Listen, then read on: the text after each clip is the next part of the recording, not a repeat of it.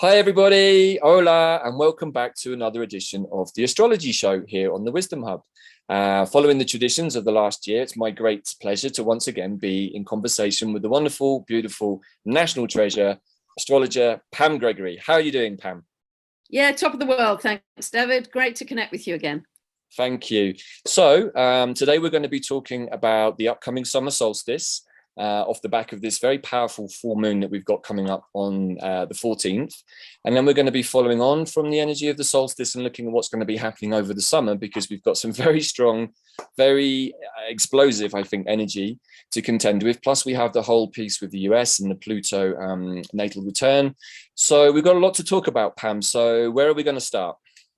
Wow. Well, we're running into the Sagittarius full supermoon, which is going to be happening on the 14th. And potentially feelings are going to be running very high because the moon is at one of its closest points in its astronomical orbit, physical orbit to the Earth. And full moons are always times when emotions can come to a head, but particularly when the moon is so close. So emotions are going to be running very high about particular things. And one of the things I mentioned in the update video was the fact that Jupiter, that is the ruler of this Sagittarius full supermoon, is squaring Black Moon Lilith, which is on the world axis at 1 degree of Cancer.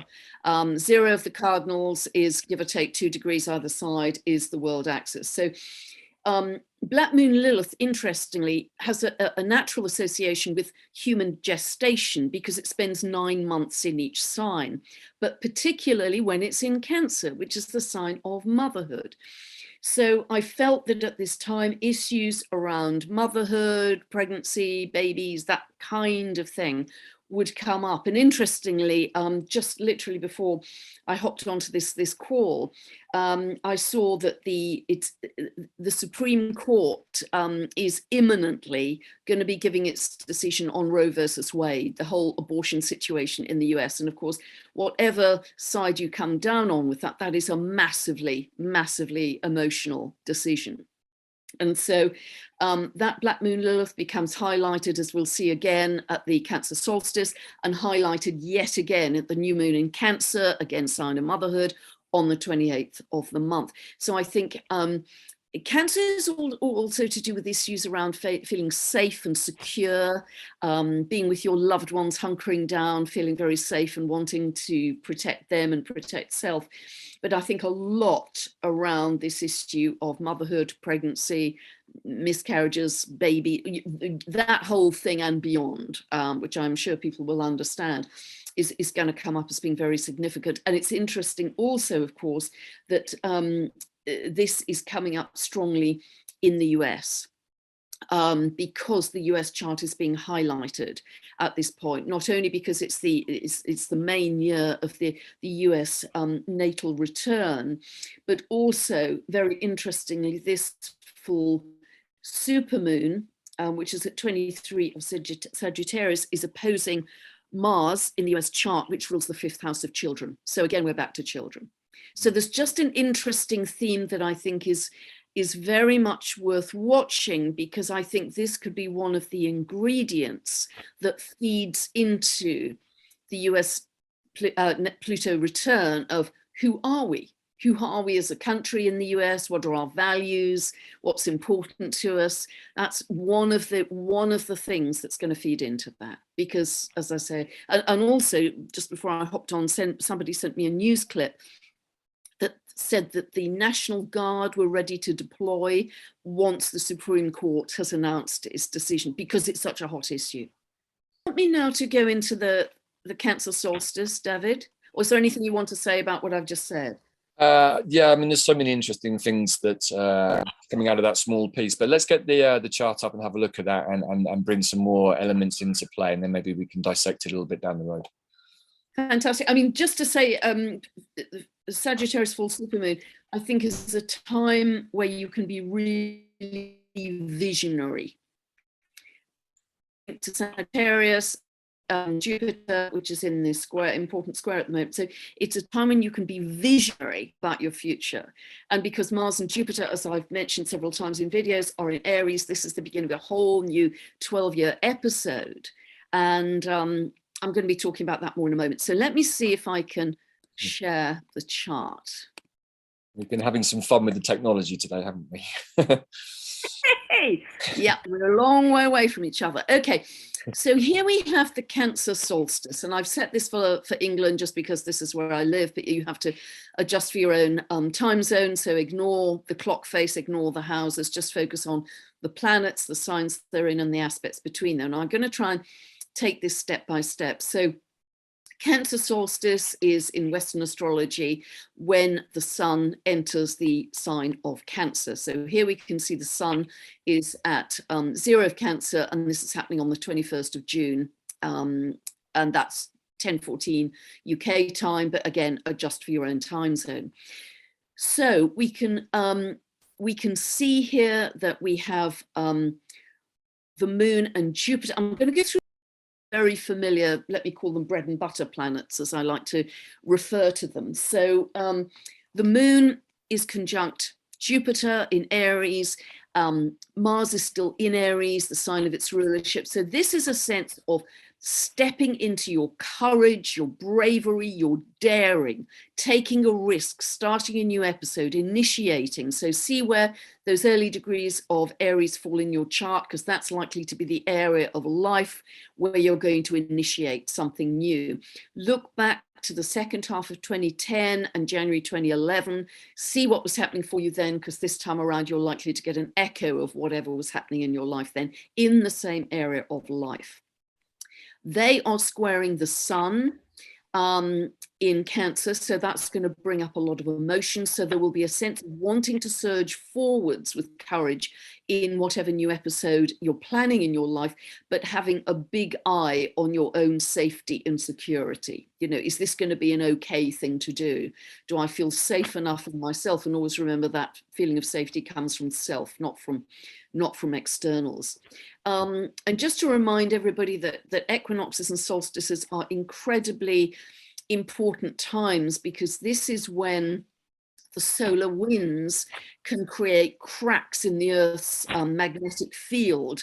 The Earth's magnetic field thins further. We know it's dropped very significantly anyway because of the reduction in the sun's magnetic shield and the Earth's magnetic shield. So that allows more information, more new information to come to us directly from our sun. And so they are times of heightened intuition, heightened awareness, and that's why the ancient peoples had ceremonies at that time. And I've often mentioned the work of Rory Duff, because he will always hold mass meditations, group meditations, the day before each solstice and equinox, because that's when all the Earth's energy lines come into harmony. He's now found that that one day has stretched to 14 days across each equinox and solstice, which is very interesting in itself. Anyway, okay, so that's one of the significant aspects here. Moon, Jupiter conjunction in Aries, square to the sun. We also, again, echoing what I've just been saying, have the sun conjunct Black Moon Lilith. Black Moon Lilith is at 7 degrees of Cancer. And when we get to the 28th of June, the new moon in Cancer, the sun and moon are very, very tightly conjunct Black Moon Lilith. So again, bringing up all of the symbolism I've just discussed. That is very interesting indeed, I think. Mars here in its own warrior sign, and remember Mars is out of bounds beyond the normal 23 degrees north or south of the ecliptic, and that gives it a slightly more excessive or out of control feeling in its assertiveness, let's say. It is also energizing Eris, and therefore it's energizing the square between Eris and Pluto that has been running all through 2020, all through 2021, all through 2022 until about October. I've talked about that to death, and I'm sure you're well aware of it, but it will energize this Aries, everybody needs to be heard, everybody needs to be included, nobody on the periphery. It's all about creating the new from the chaos that will ensue. And I think that's a big, big, big, big theme going forwards. It's going to energize, it's going to kind of ignite, is a good word. That, and this is people, individuals, Aries, the individual, taking their stand. And Aries is about independence, it's about freedom, it's about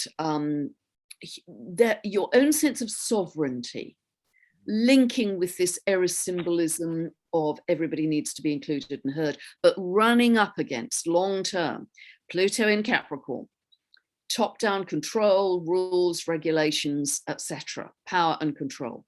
So this is going to be highlighted around the Cancer solstice. Remember that with every solstice and equinox, it's like striking a tuning fork for the next 3 months. It's like a background hum, let's say, or background pattern for the next 3 months. In addition, we have very positively, I think, Jupiter in a very tight sextile to Mercury there, 6 of Aries to 7 of Gemini. This is thinking big, going beyond the thinking you have done in the past and thinking in a bigger way for your future.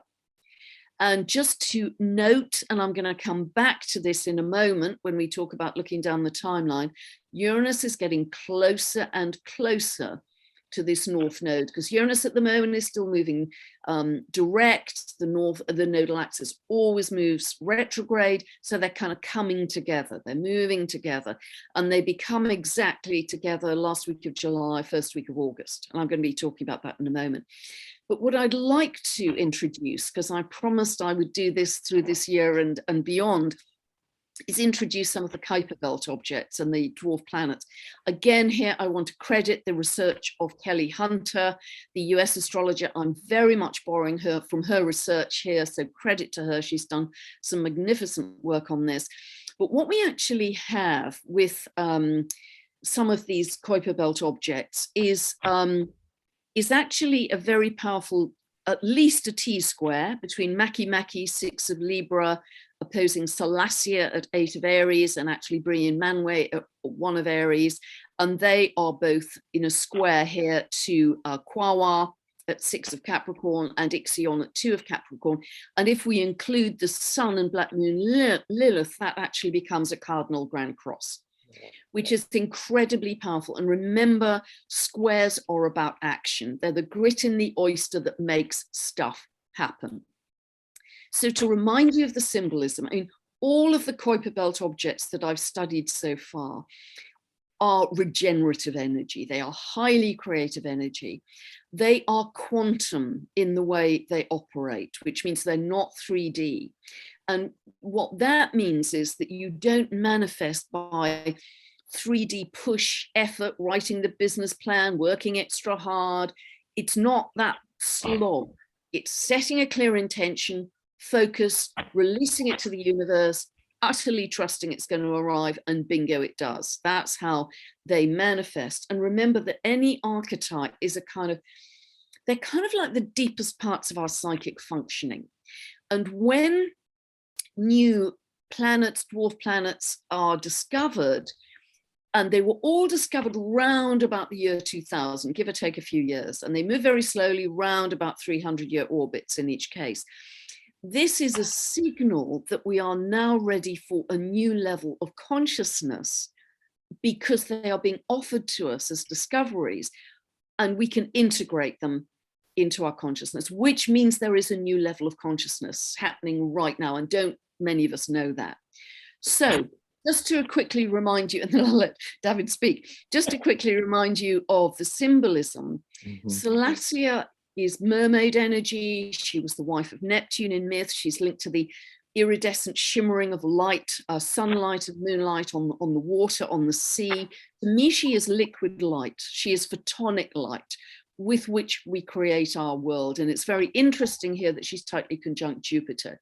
Suggestion here that we are increasingly able, expansively able to use that photonic energy to create our world. And that's what I'm, in a scientific sense, getting very, very interested in. We also have, as part of this configuration, Manwë.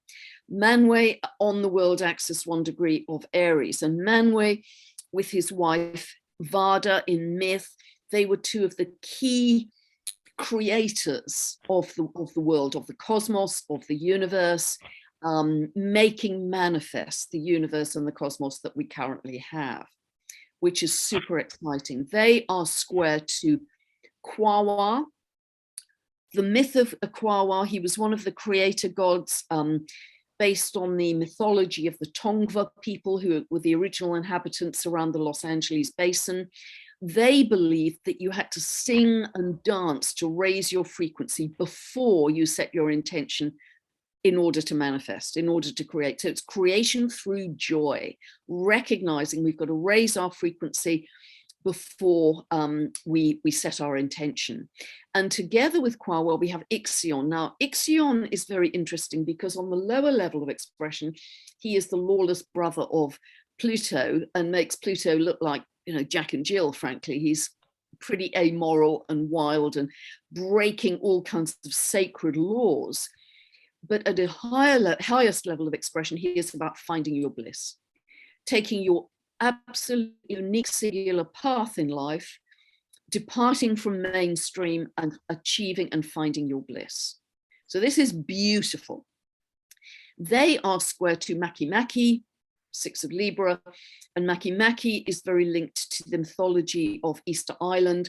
And in the myth, Easter Island was really laid waste by visiting Western travelers, shall we say, who brought in a lot of disease from the Western world, and there were pandemics on Easter Island. And at one point, I think historically, the population of the Easter Island was down to about 150 people. It was just crazy.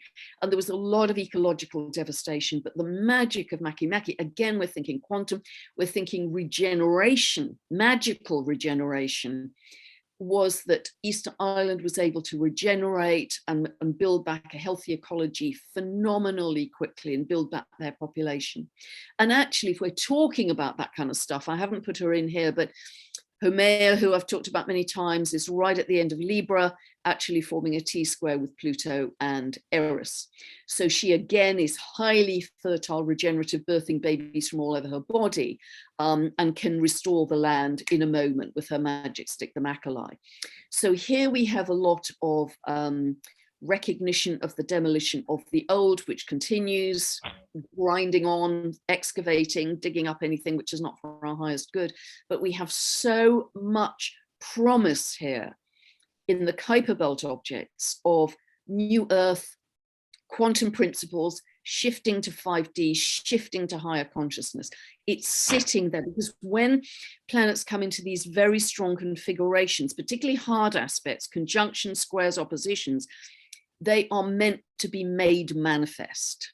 They're not passive. They are calling for manifestation in our consciousness and in our world. And that's very exciting, I think. Oof. Wow. Astrology was already deep and complex before we had all of the Kuiper Belt objects, but now there's a whole new level to it, which I think is only going to expand, right? And certainly I've been tuning into your exploration of these new aspects in the astrological charts, but I think, as you've just pointed out, they're really, really important to understand how the future is going to manifest for us, right? Absolutely. Beautiful. And do you want me to keep that chart up, David, or shall I take it off now? Let's just leave it up for a few minutes, just so that people can also soak into it, and also so I've got a visual rep to go back to, because there was so much in there I couldn't keep up with the note taking. Sorry, so. I'm so sorry. I should talk more slowly. Sorry. I get very excited. We've got a lot to get through, so it's okay. But I just want to kind of pick back some bits that jumped out at me, including the Mars. So Mars is at 20 degrees of Aries, and Eris is at 24 degrees of Aries. Is that right? Have I got that right? Correct, and they become exact on the 27th of June. Wow. So I think that's kind of interesting for a number of reasons, because obviously Mars is very much strong energy, but to me it also speaks of the warrior aspect, and I think that that's something that is needed in the world right now, and particularly within the masculine energies. I feel that it's important that the masculine, the divine masculine, recovers that sense of spiritual warriorship, not to go out and fight and do all of these kind of destructive things, but to find that spiritual warrior within, so that we can come back to a place of balance. And I've talked about this a lot over the last few pieces that we've done, but also this idea of divine masculine, divine feminine need to come back into some level of equality. And so I see that the piece with the Mars and Eris conjunct in Aries brings many, many things which you've talked about before, including the sense for action and cleaning things up. And again, maybe you could just give some background notes on Eris. Can you expand a little bit on that, Pam? Yeah, Eris, the whole myth around Eris was that there was a very important wedding at Mount Olympus in the myth. Mm-hmm. And she was the only goddess who was not invited to the wedding. So she turned up anyway and created mayhem because she threw, it is said, a golden apple into the midst of all the ladies there, all the goddesses, and said, "For the fairest." And of course, they all fought like cats over who was the fairest. And it is said that that very action led to the Trojan War. So she gives not a jot for the consequences of her action. She has no compromise, very like Black Moon Lilith. They're both feminine principles that are totally uncompromising. They will go, to the end to state their case, to win, as it were. And she's known as the goddess, therefore, of discord and chaos. But very interestingly, I discovered that she's also the patron saint of chaotic creation, which I love, because from this chaos, the creation will come. And we know that. It's in this chart. We can see the creation with all those beautiful quantum 5D Kuiper Belt objects. So that's her promise, that we have to go through this period of chaos and destruction to birth the new. And I've talked about this so many times that, if you're putting new kitchen cupboards in the kitchen, you can't put them on top of the old ones. You've got to smash out the old ones before you can put the new ones in.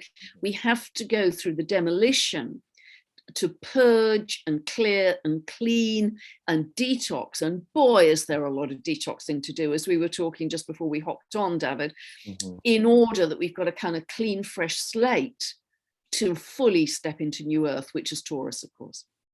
Right. So again, thank you for just expanding there, Pam, because I think it was important. And what I'm seeing here, and we'll come back to the Kuiper Belt objects in a bit, because that's, I think, what we're moving into. But before we get there, as you've just said, the old has to be deconstructed. And these very strong energies of chaos and Mars, which is often very direct, sometimes can be very forceful, can be warlike, they're needed. We need to have these strong energies to deconstruct what has gone on before. And it's very clear to me that the old paradigm is collapsing. The disclosures that perhaps are needed in the world to bring a level of illumination to what's been going on, particularly over the last period, are really important, because it's from the breaking of the illusion, the breaking of the spells, that we're going to see the way forward into the future of these quantum Kuiper Belt objects, energies. Yeah. And so we mustn't be afraid of these energies of Eris and Mars, particularly in Aries, which could be super forceful, because we need them. But at the same time, we also have to find our own place within that space, I think, which is the energy of Aries, right? About sovereignty, and how do we carry ourselves through that journey as individuals, but also as a collective. And I think this is a very interesting piece that perhaps is going to be borne out a little bit more in the astrology of July, and particularly maybe in the United States, with that retroing of Pluto over natal Pluto. And so it seems to me that this is a necessary energy that we need. We mustn't be afraid of deconstruction. Being a Scorpio, change is the only constant, I know, so death and rebirth is really important. Of course, we have South Node in Scorpio right now, North Node in Taurus, and I think it's really interesting that Jupiter's basically come into a conjunction, right, with the North Node, expanding into the future. But also we have to look at what's happened in the past, the toxicity, the poison that needs to be released, the cleansing, the purging that you talked about. It's essential. We have to clear out the yuck, the garbage of the old, to make space for the new, so that we can call in these beautiful, beautiful quantum energies that are now kind of becoming much more manifest through the work of Kelly and yourself, bringing this into our awareness. So I think that's really important. Yeah, beautifully said, Davyd. And I think it's toxicity at many levels. Not just, the obvious one, many levels. And also with a Scorpio South Node, it can bring in a strong sense of betrayal. Betrayal. And what I love about Taurus, the North Node in Taurus, apart from the connection of the earth, because I'm very connected to nature, is joy in simplicity. Scorpio is a really complex psychological, deep something to do with secrets, deeply buried secrets, underground, underhand, you dig in deep. And Black Moon Lilith is also about the society's deepest, darkest secrets that they don't want to look at because it's so murky. But Taurus has this joyful simplicity, and it's the Empress in the tarot that I think of as the image for Taurus, and the joy and the simplicity of being in nature, bare feet on the earth, looking into a flower, you know, dead simple stuff. That's what will really help to anchor us when things get a bit wilder. And sadly, I think through late July, as I said, last week of July, early August, that's another pinch point or peak to the astrology. So I don't know if you want me to go on to that, David. Yeah, let's go into that in a second. I just want to make another comment about the Scorpio sense of betrayal. And I think that that's something that is probably going to become more obvious in our world soon. And many people might start to feel a sense of betrayal by people, perhaps in positions of power, who maybe have not had our best interests at heart over certain issues. And perhaps that's going to come up too, which is again where the energy of Mars and Eris could erupt potentially if there's a strong sense of betrayal across the collective. So again, I urge all of our listeners to be in that place of compassion for what is going on, compassion maybe for other people going through certain challenges in their life.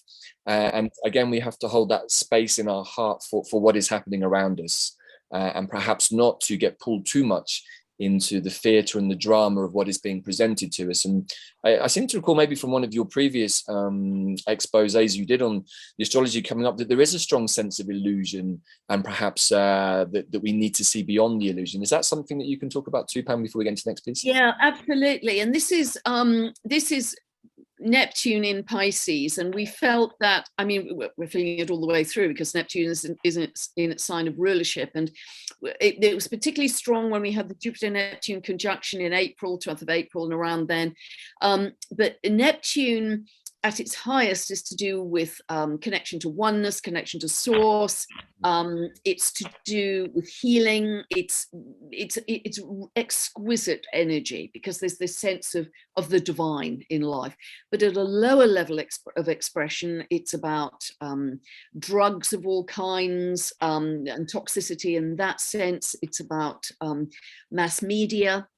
It's about film, you know, hence the illusion, but it can also lead to the illusion, the disillusion, the what's true and what's not, smoke and mirrors. You know, at its worst, Neptune can be deception. And that is kind of repeatedly highlighted as the planetary movements go through the months.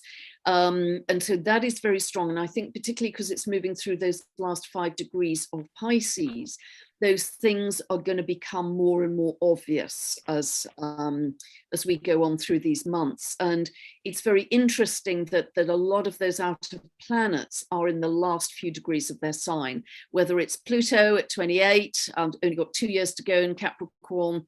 In fact, it starts to move into Aquarius next March.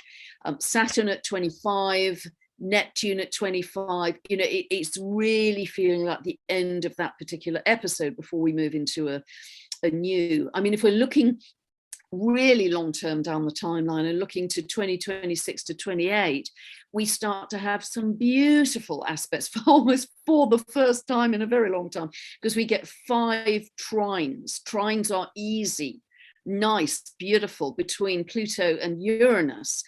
And I can barely remember a time that we're going to have long running trine aspects between some of the outer planets. So that can bring about a lot of creative blossoming, but also a lot of spiritual renewal, I want to say as well. You know, very much new earth energies as well. So but back to you, David. Anything else you want to?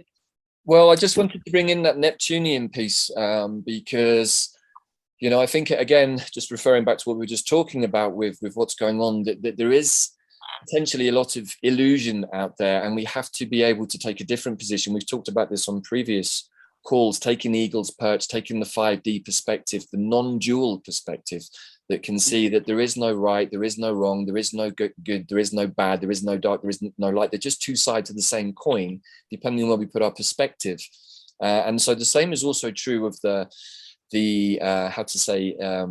world around us. You know, in the end, the only truth we can ever really be sure of is our own. And so when we're taking on board somebody else's truth, whether it's through the mainstream media or even colleagues or friends or family, we have to be very discerning about what we accept into our awareness as a truth from somebody else.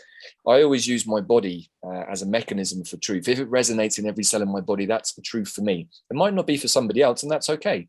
And I think that I just want to share this piece just again, because we could be moving into a period where things could get very confusing for people. What is truth? What is not truth? You know, the last few years has been very confusing. Let's just say it's been very confusing trying to get to a place of truth about things. And so again, just reverting back to the energy of Mars and Eris, perhaps not to get too steamed up too easily about things that might trigger us or make us angry, because we might not have all of the facts.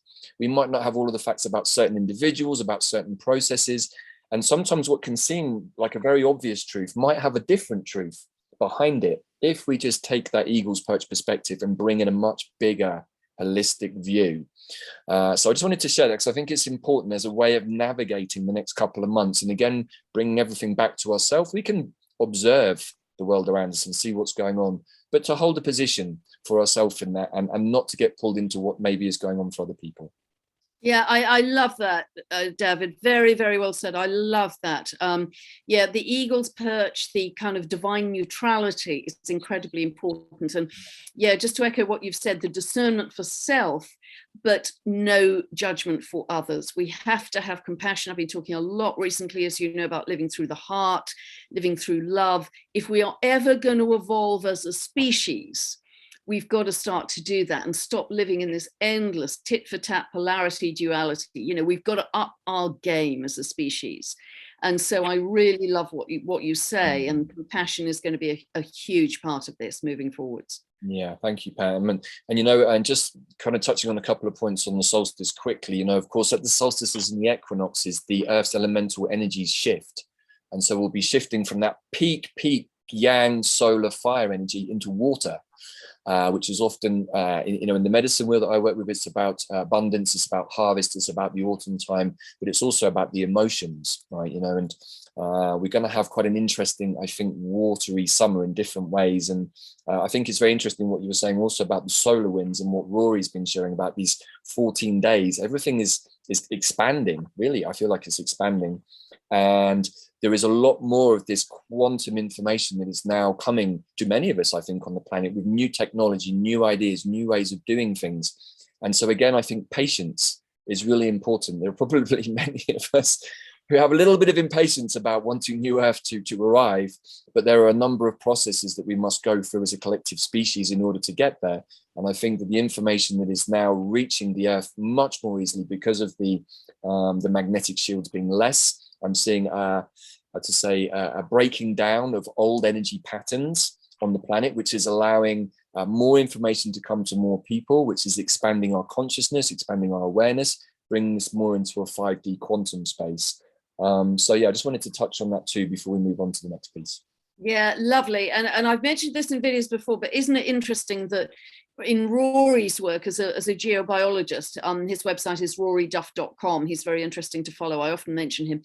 He sees that all of the Earth's energy lines will come into harmony for 200 years of peace as of December 24. So isn't it interesting we're moving into those, just one thing I've looked at, that 5 beautiful trines between Pluto and Uranus from that period. Wow. Nice. Okay, well, look, let's maybe take the chart down for now, and we'll come back for the grand trine with the Kuiper Belt objects. But I'd like to just move on to some of the other pieces coming up after the solstice, moving into late June and July, and maybe even on a little bit further, and we can then perhaps bring it all back to a place for some more conclusion at the end with the KBO. So, yeah, what have we got after solstice, Pam? Yeah, I think, well, we've got the new moon in Cancer, which will be, as I said, tightly conjunct Black Moon Lilith. So I think that will raise all of these issues again that I've mentioned on that day, because that's the 28th, 29th of June. You've got an incredibly tight conjunction between Eris and Mars. I said that was going to be exact on the 27th, so it's still holding very tight there. What is very interesting as well is that Uranus is moving relentlessly closer and closer to that north node. And as I mentioned, by last week of July, first week of August, there is a Mars-Uranus north node conjunction. This is one of the real energetic peaks of the year. it is hot. It is explosive, eruptive, and there are many different ways that this can manifest, because remember, archetypes of planets are like multifaceted diamonds.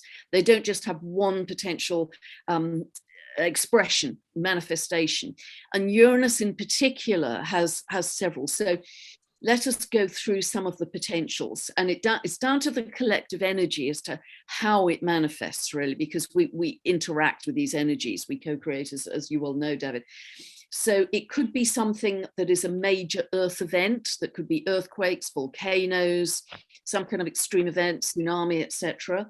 We could see particularly unstable geomagnetics at that time, because Uranus rules geomagnetics. We know they're already very unstable because we're getting more coronal mass ejections, M-class and X-class flares often in a day than we had in the whole of 2018. But they could reach a peak of instability at that time in some way. This could bring in more galactic news or galactic contact at that time, because Uranus is related to that. We could see issues around the internet, cyber attacks. We could see issues around food supplies, because that's Taurus at the time, more disruptions around food supplies. Big expressions of it, I think, is going to be truth, the piercing sword of truth, clarity, awakening, big time, big time, big time, because the North Node is about the collective, where our future collective destiny lies. And because it's conjunct Uranus, that is going to be, and that's going to, quite rare, because Uranus has an 84-year orbit. So this is going to be incredibly powerful in terms of truth and awakening. So I think we could see a lot of disclosure at this time. It's fire hosing out on alternative channels, as we know, but in a bigger way to the mass population. And that will change a lot of things, which is maybe why we've also got the exact conjunction between Mars and Eris around that time as well. So I think a lot is going to happen. July is also the time of the second exact conjunction between transiting Pluto and natal Pluto in the US chart. The final hit exactly is in December, but this is a very important part of the process of whatever that is about. So, but I think that peak, late July, early August, is it's an ignition point, and it can be an ignition point of many things. It can be, it's just a huge urge for freedom and truth, because both Uranus and Mars are about freedom, truth, don't box me in, I want to do it my way, I want a different future to this. So that's very driving around issues of sovereignty.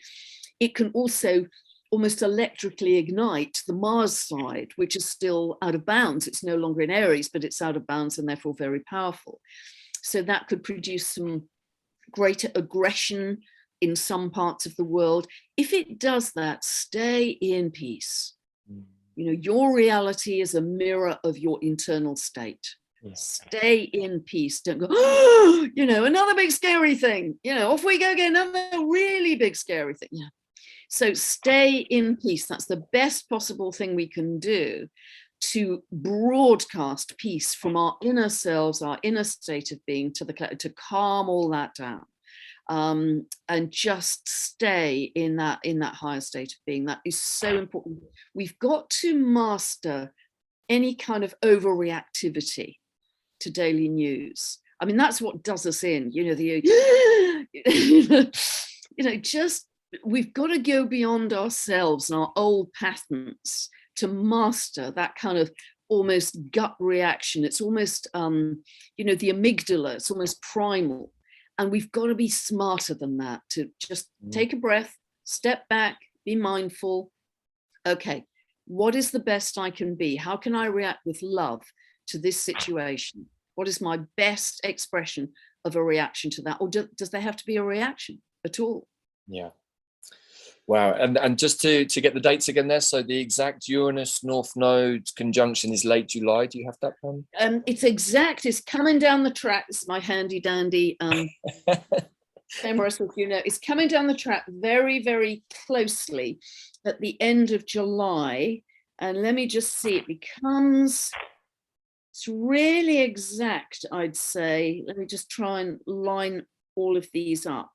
So 1835. Yeah, the closest is really the 1st of August. Oh. Closest is the 1st of August, but really it's well within orb in that last week of July and the 1st week of August. We are going to feel that. These things are a process, not a pinpoint, as I like to say. So it's not just, but that's the peak of exactitude. And that's with the Mars conjunction as well, or that before or after that? Yeah. Mars, Uranus, North Node all come together. That's the closest they get all together. Wow. So it is an electrical ignition point, but it can be an electrical ignition point for truth. Great. Exciting. So that's really interesting. And also a Uranus North Node conjunction is probably something we're all only going to experience once in our lives. So it's an interesting piece for that too. But it says to me many things. And, just looping back to the need to not react. Again, if we're feeling betrayed because we've bought into an illusion about something, that's when we can get fired up and start projecting. Our energies of maybe anger of Mars, and we want to get hostile with somebody. We want to vent a little bit because we feel justified, because we feel like we've been betrayed. All of which on many levels is justifiable, and we can justify it to ourselves, but it doesn't really make anything any better. And I think that's what I again want to share. Eagle's perch, observe. I want to get angry. Take a breath, breathe. Come back into your heart. Take some nice plants. Hawthorn is a wonderful medicine for the heart. Opens our heart. San Pedro is also another great medicine for the heart. And that just sometimes takes the edge of that need to want to get reactive and maybe wade in and start venting online or start venting in the world around us. But also it's worth remembering, this is a great meditation, I think, is that our world is a reflection, our own personal world is a reflection of our own inner world. How does your outside world look to you? New Earth is here. There have been some significant timeline shifts, significant frequency shifts, certainly for myself. But they require us to do some deep inner work. We have to do the cleansing. We have to, I've talked about this many times, detoxing the toxicity out, particularly heavy metals. And I think there's a lot in that too, as we've talked about in previous pieces, because a lot of our bodies have become very toxic with heavy metals from many different sources. Maybe things being dropped on us from the sky, maybe stuff in our water, maybe stuff in our food. We have a whole generation to generation level of toxicity with heavy metals from the Industrial Revolution, and it gets passed down through the mother's womb. It's the reason a lot of children are born with eczema, because it's toxicity that's given to us in our mother's womb. That's not any judgment on our mothers, because it probably came to them too, but this is a generational to generational toxicity issue that has now reached a peak. And with many of the energies that have been let loose in the world over the last couple of years, it's exacerbated and amplified that. So, I really recommend, again, looking into heavy metal detoxes. But yeah, staying in a place of peace is really important. And again, finding our own truth within all of that. And am I right thinking we're currently in a 3-degree orb with Uranus to North Node already? Yeah, I think it's, let me just, flick back. It's 3 or 4 degrees. Where are we now? Yeah, it's 4 degrees. It's actually 3 degrees, 20 minutes. 3 degrees, 20 minutes. So I would understand from that we're already somewhat in that energy, right? Obviously, completely. Yeah. So, maybe shocking revelations that start to dispel illusions might be something that could trigger us into reacting, perhaps with a little bit too much lower frequency energy. So again, I think this is really, we have to bring responsibility back to ourselves at all times and take that time to breathe before you react, and take a step back, take a step up, and just look at everything from that eagle's perch perspective again. Beautiful. Well, and one thing I forgot to say, Davyd, that's very important as a potential here, is Taurus is also money, banking, wealth. So we could see some radical changes and shifts around those things at this time. Is this something to do with cryptos happening at this time? Is this another digital development, which I know, the central governments all across the world have got their own centralized digital currency? Is it going to be another development with that at that time? There could be a lot of destabilization in markets around that time. It's all around radical changes in money, currency, wealth, banking, stock market, those kinds of things. I can't imagine we will sail through July and August and there won't be a pipsqueak on any of those. The whole financial side is looking very volatile at that time. And of course, with volatility comes opportunity as well. So don't worry about that. But, ultimately, we're going to shift to a place where probably we don't even need money. We'll just manifest what we need once we're fully into 5D. But we've got a little way to go before we've all got that mastery, I think. So. Well, there are some interesting developments that I've been following from various sources and contexts to do with the QFS, the quantum financial system, which is very interesting, I think, because what I'm seeing is a lot of young entrepreneurs who are receiving information from the quantum space about where to invest, where not to invest, but they're wanting to share it for the collective. So this is one way that we're going to balance out the inequalities of wealth, and that's already going on. And again, if we buy into the illusion of what we're being presented, we might not be aware of some of the redistribution of wealth that is already going on in the background. Disclosure is happening everywhere. Many things have already changed, but are not quite in the 3D sight of the masses yet, but are very much going on in the background. And, I don't know, maybe some of the audience have been following the crypto recently. Quite a few have been zeroed, and we're probably going to see a couple of the big ones get zeroed soon as well. And that doesn't mean that crypto is finished. It just means that there's a rebalancing out. And where there has been a lot of, let's say, lower frequency energy to do with money through crypto and through all of the institutions, actually, that is all being cleaned up at the moment.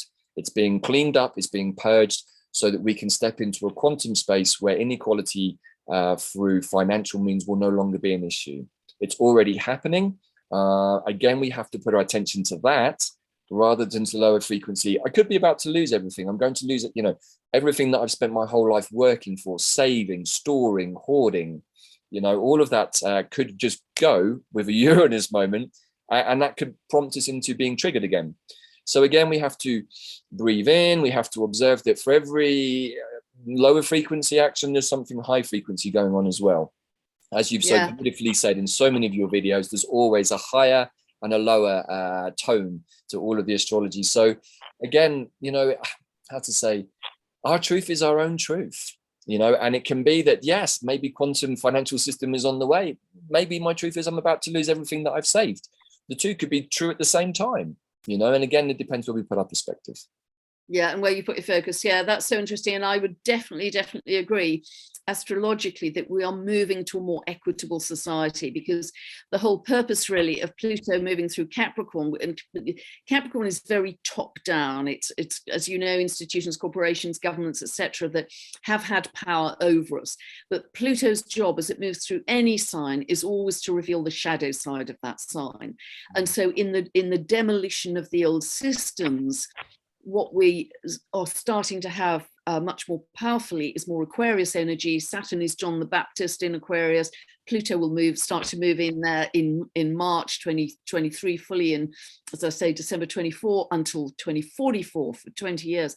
So when that happens, principles of equality will be energized. And that doesn't mean to say that we have a completely equal homogeneous society, but it will be more equitable, much more equitable than it has in the past. We'll lose this kind of extreme elitism where some people are billionaires and other people are, homeless and going to food banks.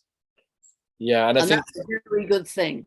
For sure. And I find it interesting that to me, it always seemed that the Pluto moving through Capricorn was really the stripping away of all of that inequality, exposing it for what it is, and then removing it and redistributing. So that process is already underway. I know it doesn't look like it on the illusion box, but it is going on. And it's interesting you mentioned St. John the Baptist there, because I work a lot with St. John's wort, and the plant of St. John's wort carries the energy of St. John the Baptist. And for me, it's really connected to crown chakra. And I think it's important that that we work on our crown chakras at the moment, because that's our connection to the light and to the divine. And if our crown chakra is blocked, we're not receiving that wonderful light that's coming onto the planet right now. And so we're not getting all of the benefits of that photonic light coming into our body. So again, it's like, this is the need to detox and clean is important, because then we can receive this light and we can expand with it. And as we expand, we're able to receive more positive vibrations. And so the process goes on, and we've got Jupiter so strongly in the mix at the moment as well. And yeah, I find it all super exciting, to be honest. It is. It's moving incredibly quickly. And, again, as I've said in previous videos, that this, I think, is the most intense year. This is the real tipping point year. And, of course, we're not going to be cruising next year, but I think this is the real tipping of the seesaw this year. And we're in the cauldron. We're in the cauldron right now, which is why it feels so intense. But therefore, we have to be so cognizant of living at the highest level day by day, living through our hearts, living through love. Wouldn't it be a shame to butcher the opportunity of several lifetimes because we missed it, because we weren't as good as we could be? That would be a big shame. I totally agree, Pam, and thank you for saying that. And I think, as we move forwards, the astrology to me indicated there is only one destination for Mother Earth and for all of us, if we choose. It comes down to personal choice. Do we go this way or do we go that way? And, the split in the road is very, very obvious to me at the moment. And, we've got the old paradigm energy being played out through the old gods, that we've been working with for many centuries. But we've also got this new paradigm energy coming in, the Kuiper Belt Objects, which speak to me of the potentiality of what we can move into if we put our focus there. If we're constantly putting our focus back here, that's, again, the piece, that's what your world is going to look like. It's going to be filled with fear and loss and all of these things, all of which are real. But when we, strip down and take things out, we create space for the new. So maybe we can just pull up the chart again there, Pam, and just re-review those Kuiper Belt Objects, because I think this is really important. And I love the way you set that up at the beginning with the explanations. So maybe you could just give a quick review of the energy of a cardinal grand cross and how it would relate to those. Cardinal grand cross. I'm including the Sun and Black Moon Lilith to form that cardinal grand cross. So they are at 0 and 7 of Cancer, squaring Salacia, mermaid energy, liquid light at 8 of Aries, and Manwë on the world axis 1 degree of Aries, 1st degree of the zodiac. They in turn are squaring Quawa at 6 of Capricorn and Ixion at 2 of Capricorn. They in turn are squaring Makemake at 6 degrees of Libra, and Makemake is squaring the Sun and Black Moon Lilith. So that forms the cardinal grand cross, which really is one of action, as I say. It's not passive, it's very active, and particularly because Jupiter here is conjunct Salacia. That is such a sense of visionary expansion for our future on how we can create with light. And we create with light all the time, we're just not very aware of it. But in becoming aware of it, that in turn will shift your frequency, I think. Right. So, what I've got here in summary is that we have the potential to be creators of a new world with the use of shimmering light, photonic energy. But we can also do this through singing and dancing to raise our vibration, being happy, being in a place of bliss, being in our joy. What is your joy? What is your personal joy? What makes you feel happy? What makes you feel joyful?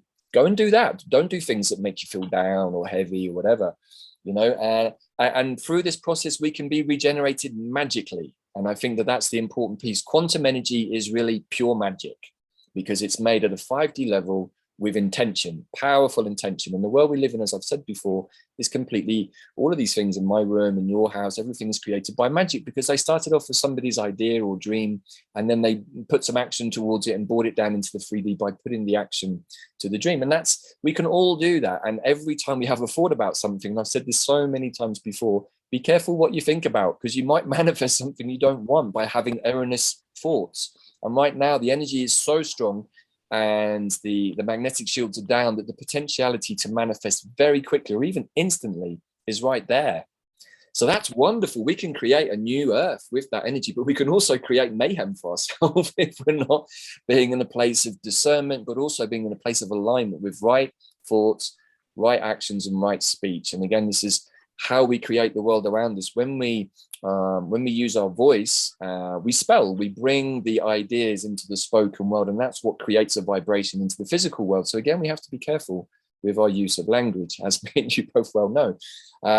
So I just wanted to bring that energy in, because that's the potentiality that I see, that I'm experiencing, and the plants are really stepping up. And just want to share that I'm going to be doing a session with Zach that we're going to be sharing very soon, just after the solstice. Actually, we're just setting that up, and there'll be more information about how to check in with that in the show notes. I've got a new website that's going to be going live soon with that, and I'm going to be talking to Zachariah about the quantum intelligence of plants and how they're going to help us shift even more.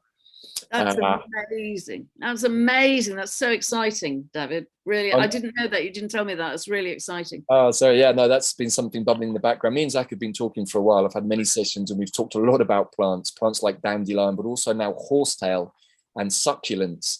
Different kinds of medicine, different types of plants are going to step forwards and show us at many levels, at the 3D, the 4D, and the 5D, the potentiality that we hold within ourselves, by them showing us how we can do it, working in co-creation with them. So all of this new technology is being downloaded. For me, it's with plants, but I'm assuming with other people, probably with crystals and all kinds of different things.